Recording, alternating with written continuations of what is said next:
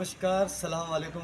आप सभी का द स्टेट न्यूज़ में हार्दिक स्वागत है। इस वक्त की हम एक बड़ी अपडेट शेयर करेंगे और ये अपडेट डायरेक्टली जो आज हियरिंग थी एमएलए महराज मलिक जिनको पीएसए डिटेंशन जिनको किया है कठुआ जेल में जो हैं, तो इस वक्त हमारे साथ जुड़ेंगे ब्लॉक प्रेसिडेंट डिस्ट्रिक्ट डोडा डाली के मिस्टर फारूक अहमद सर। तो आइए उनसे हम बात करते हैं।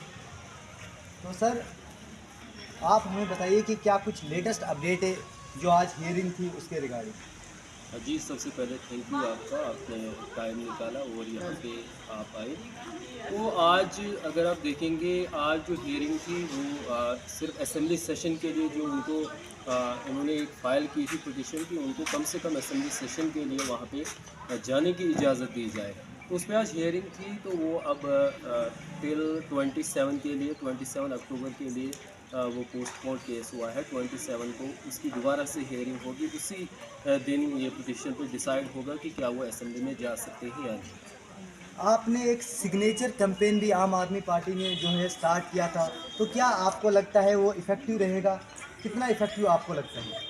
देखिए, अगर आप देखेंगे जो सिग्नेचर कैंपेन थी वो थ्रू आउट जे.एंड के आम आदमी पार्टी ने लॉन्च की थी। उसमें अगर हम डिस्ट्रिक्ट डोडा की बात करेंगे, तो अगर हम चिनाब वैली की बात करेंगे, हमारे बेल्ट में कम से कम 1 लाख जो वो पैम्पलेट्स थे वो डिस्ट्रीब्यूट किए गए थे और घर घर जाकर यहाँ के जो भी यहाँ के वर्कर्स थे आम आदमी पार्टी के, वो घर घर गए लोगों के और वहाँ से उन्होंने उस सिग्नेचर कैंपेन को सक्सेसफुली कंप्लीट किया और बाद में उन्होंने उनको वो सबमिट भी किया। और उसमें एक चीज़ ये है कि कुछ एरियाज़ हमें रह गए थे जहाँ पे लोग नहीं पहुँचे थे या पैम्पलेट्स शॉर्टेज थे, तो वो सारे दोबारा से प्रिंट आउट करके हमने फिर से उसको 31 अक्टूबर तक कंटिन्यू रखा। एनसी को समर्थन है आम आदमी पार्टी का, जैसे कि आप सब जानते हैं, लेकिन यहाँ पे जो है डेली वेजेस की डिमांड थी कि उनको रेगुलराइज किया जाए। उनकी सैलरी जो है 2 किस्तों में ही सही, आगे फेस्टिवल आ रहा है, उनको उनकी सैलरी मिले। लेकिन अभी हमने रिसेंटली देखा हर एक डेली वेजेस को नहीं, जैसे वक्फ बोर्ड के डेली वेजेस है उनको रेगुलराइज कुछों को किया और कुछ सीपीडब्ल्यू जो वर्कर्स थे उनको भी रेगुलराइज किया है। तो इसी पे आप क्या कहना चाहते हैं सर? देखो, जो परसों गवर्नमेंट ने एक स्टेप लिया है सीपीडब्ल्यू वर्कर्स का, वो बहुत ही अप्रिशिएबल है और ऐसे कदम गवर्नमेंट को उठाने चाहिए। उन्होंने इलेक्शंस पहले ये वादे किए थे कि वो जितने भी डेली वेजर्स हैं उनको वो रेगुलराइज करेंगे। अगर उन्होंने पहला स्टेप ये लिया है तो हम इसको बहुत अच्छा स्टेप मानते हैं। 800 से ज़्यादा जो सीपीडब्ल्यू वर्कर्स हैं उनको परमिट किया गया है और खुशी की बात है क्योंकि वो बहुत काफ़ी देर से उस चीज़ का बेसब्री से इंतज़ार कर रहे थे, काफ़ी वेट कर रहे थे, बड़ी सर्विस उनकी थी, लेकिन उनको परमिट नहीं किया जाता था। तो उनके लिए राहत की बात है कि उनको परमिट किया गया। और बाकी भी जो आपने कहा कि सैलरी की बात है, क्योंकि जो भी चाहे वो ईद हो, दिवाली हो, ये सारे हमारे मेन फेस्टिवल रिलीजियस फेस्टिवल है, तो इन पे हर एक को ज़रूरत पड़ती है। किसी ने कपड़े खरीदने हैं, दूसरी चीज़ें जो भी घर के लिए उनको खरीदनी पड़ती है हर त्यौहार पे, तो उसके लिए उनको सैलरी रिलीज़ की जानी चाहिए। ये उनका हक है, क्योंकि वो काम ही तभी करते हैं। अगर उनको वेजेस नहीं मिलेंगे तो फिर उनका कोई फ़ायदा नहीं। जो लीगल प्रोसीजर्स हैं, लीगल मेथड्स हैं, जो पीएसए डिटेंशन हुआ है एमएलए महराज मलिक का, लीगल टीम्स लगी हुई हैं, तो आम आदमी पार्टी की ओर से क्या किया जा रहा है? क्या महराज मलिक असेंबली के सेशन के लिए क्या बाहर आएंगे? सबसे बड़ा सवाल हम पूछेंगे इस वक्त आपसे।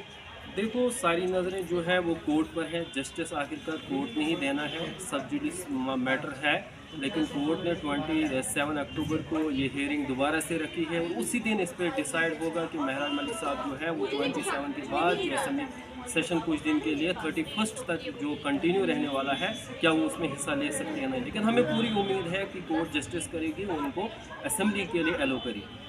सर, पीएसए जो है आधे लोगों को खाली पता है कि पीएसए, लेकिन पीएसए की एग्जैक्ट पता नहीं है कि पीएसए होता क्या है। क्या आप थोड़ा एक्सप्लेन करेंगे? जो आम इंसान है, जो आम नागरिक है, उसको एक्सप्लेन करेंगे कि ये पीएसए होता कब है और ये लगाया क्यों जाता है? देखिए, अगर हम इसकी हिस्ट्री पे जाएंगे, 1978 में इसको सबसे पहले इंट्रोड्यूस किया गया था। तब शेख मोहम्मद अब्दुल्ला जो थे वो यहाँ पे चीफ मिनिस्टर हुआ करते थे। उस टाइम ये हुआ था कि जो जंगलों में स्मगलिंग होती थी टिम्बर वगैरह की, उसको बचाने के लिए जंगलात को बचाने के लिए ये कदम लिया गया था, ऐसा कानून लाया गया था।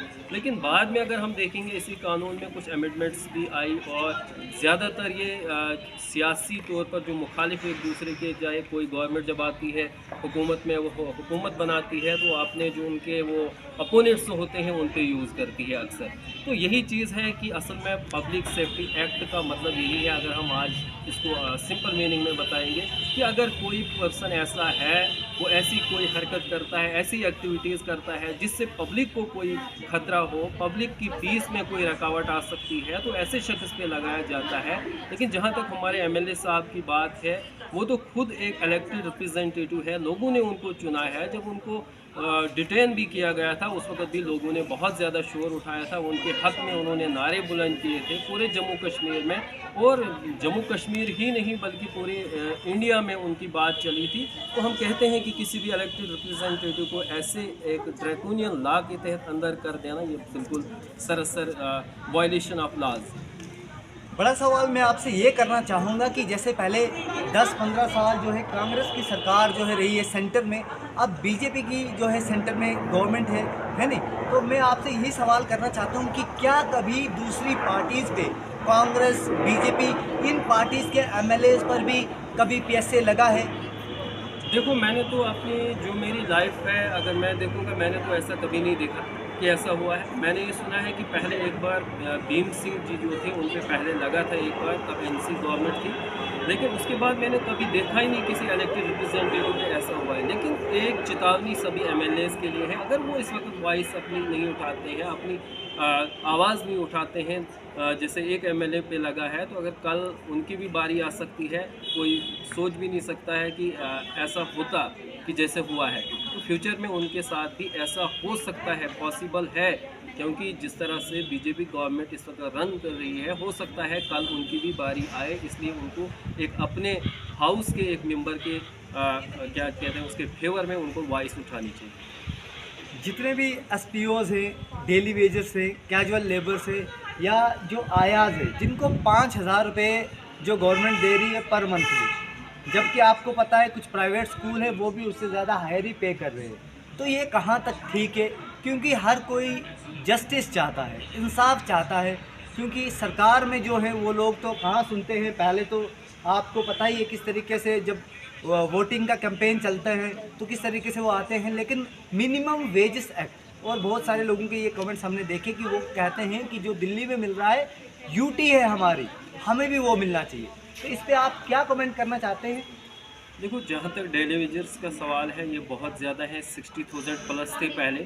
तो मैं कहूँगा कि उनका पहले ही मैंने कहा था कि आज 5,000 6,000 से आपकी अगर इनकम है, उससे कोई भी आपका, अगर आप अच्छी तरह खाना भी खाओगे ना 1 महीने का, वो भी आपको पूरा नहीं होगा। मतलब आप जो जनरल राशन लेते हैं, फिर आपके बच्चे हैं, उनकी पढ़ाई है आपकी, जिस तरह से आप रेगुलर जो हमारे एम्प्लॉयज़ हैं उनको देखो, आज डीए टीए कितनी चीज़ें गवर्नमेंट प्रोवाइड कर रही है, तब भी वो बोलते हैं कि हमारी पे जो है वो कम है, हमारे घर का जो खर्चा है वो पूरा नहीं होता है। इसी तनाजुर में अगर आप देखेंगे, एक डेली वेजर जो 6,000 लेता है, 5,000 लेता है, 9,000 लेता है, तो उसके लिए कितना चैलेंज है उस सारी चीज़ों को टैकल करने में, उनको पूरी करने में, उसके फैमिली में जितने भी अखराजात हैं उनको फुलफ़िल करने में उसको बहुत ज़्यादा मुश्किलात आ रही है। तो गवर्नमेंट से तो ये रिक्वेस्ट है कि अगर वो फिलफोर्स, जैसे उन्होंने पहले एक कमेटी भी फ्रेम की थी कि उसने उन्होंने बोला था 6 महीने के बाद हम कुछ रूल्स बनाएंगे, उसके बाद हम देखेंगे किस तरह से इनको परमिट किया जाएगा। तो ये सारी चीज़ें अगर गवर्नमेंट थोड़ा जल्दी इसमें करती तो उनको राहत मिलती। इसराइल स्टेट जो हमारी जम्मू एंड कश्मीर थी उसी का पार्ट लद्दाख भी था, जबकि एक लद्दाख आज अलग से यूटी है। उनकी भी कुछ डिमांड्स है, और अभी जो वहाँ के जो मेजर एक्टिविस्ट थे, साइंटिस्ट थे, रिफॉर्मर थे, बहुत सारी इन्वेंशंस उन्होंने किए, बहुत सारे अवार्ड्स से उनको इंटरनेशनल अवार्ड से सम्मानित भी किया है, और उनको भी जोधपुर जेल में डाल दिया गया है। इसके ऊपर क्या कमेंट करेंगे आप सर? देखो, ये वाला मामला जो है ये भी सुप्रीम कोर्ट में चल रहा है, पहले भी इसमें हियरिंग हो चुकी है। गवर्नमेंट से इस पे जवाब मांगा गया है, सुप्रीम कोर्ट ने मांगा है, तो देखते हैं क्या होता है। लेकिन मैं कहता हूँ कि जहाँ पे भी एक डेमोक्रेटिक कंट्री हो, वहाँ पे ऐसे लोगों पे अगर आप ऐसे उनको बिल्कुल उन पे कोई ग्राउंड्स नहीं हो, ऐसे ही आप उनको बंद कर दें, डिटेन कर दें, तो उससे ज़्यादा कहीं लोगों में नफ़रत फैलती है। इसलिए आपको चाहिए कि हमारा मुल्क जो है एक डेमोक्रेटिक कंट्री है, यहाँ पे लोग अपने नुमाइंदे चुनते हैं, यहाँ पे विश्वास करते हैं डेमोक्रेटिक सेटअप पे लोग, तो हमें वैसे ही चलना चाहिए। हमें ज़्यादा ज़बरदस्ती करके लोगों को ऐसे नहीं करना चाहिए कि उनके जो राइट्स हैं वो वायलेट हो। तो हमें राइट्स का खास ख्याल रखना चाहिए। हमारी सबसे बड़ी डेमोक्रेसी इस वक्त है इंडिया। सबसे बड़ा सवाल आता है फ्रीडम ऑफ स्पीच। आप देखते हैं असेंबली में एक बड़ा हमला हुआ था, हंगामा हुआ था, हर जगह ये चीज़ मशहूर थी। कुछ पार्टीज़ के लोगों ने बहुत कुछ बोला, अटैक भी किया है आपके जो पार्टी के एमएलए हैं उन पे, लेकिन उन पे कोई कार्रवाई नहीं की। अब शब्द का इस्तेमाल वहाँ पे किया तो उस पर आपकी कार्रवाई आपको देखने को नहीं मिली। लेकिन इस केस में जब एक हॉस्पिटल की डिमांड यहाँ पे रखी गई थी, शायद कुछ शिफ्टिंग का था, वो आप बेहतर जानते हैं और बेहतर बता सकते हैं, तो इस पे आप क्या कुछ कहेंगे, एक शॉर्ट में आपका लेंगे। देखो, जहाँ तक सिंपल अगर हम बोलेंगे कि जब एमएलए साहब हमारे जो थे आम आदमी पार्टी के महराज इस्लाम मलिक, जब उन पे एक बार पीडीपी से उनकी कुछ नोक झोंक हुई, दूसरी बार बीजेपी के लोगों से हुई, लेकिन अनफॉर्चुनेट ये है कि हमारे जो स्पीकर साहब हैं उन्होंने उस पर कोई एक्शन नहीं लिया, ना कोई कमेटी फ्रेम की कि हम देखेंगे इस मैटर को भी ऐसा हुआ क्यों। अगर वो इस चीज़ पे देखते तो खुद ही पता चल जाता कि एमएलए साहब गलत हैं या वो लोग हैं जिन्होंने हमला करने की कोशिश की थी। बहरहाल वो उसमें कामयाब नहीं हुए थे, लेकिन ये गलत है। आप असेंबली के अंदर एक इलेक्टेड रिप्रेजेंटेटिव पे हमला करते हैं या उसकी वो बेइज्जती करते हैं। मैं तो बेइज्जती कहूँगा, क्योंकि अगर कोई इलेक्टेड रिप्रेजेंटेटिव है वो अपने हाउस में है और फिर लोग वहाँ पे घुसते हैं, ऐसी चीज़ें करते हैं, बिल्कुल गलत है। इसके बरखिलाफ अगर कोई रिप्रेजेंटेटिव आपके एरिया की डिमांड के लिए आ गया